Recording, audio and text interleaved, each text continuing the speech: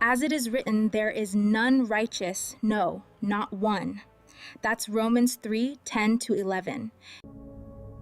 There is none that understandeth. There is none that seeketh after God. Sinasabi ng verse na ito na walang taong matuwid sa harapan ng Diyos sa sarili nating kakayahan. Manampalataya at magpasakop sa salita ng Diyos upang mabago ang ating buhay. Hindi sapat ang sariling kabutihan lang para maligtas ang tao, kailangan nating lumapit sa Panginoong Hesus. Lahat tayo ay nagkasala at nangangailangan ng awa at biyaya ng Diyos. Magpakumbaba sa harapan ng Diyos, aminin ang sariling pagkukulang at kasalanan, magtiwala sa Panginoong Hesus para sa kaligtasan.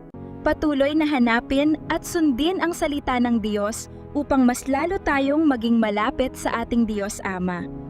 Sinasabi ng Bible sa John 14:15, "If ye love me, keep my commandments."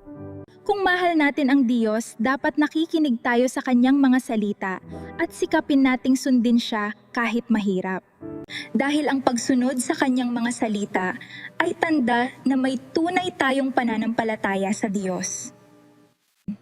Dahil anak na tayo ng Diyos, kaya siya na ang masusunod, hindi na ang ating mga sarili.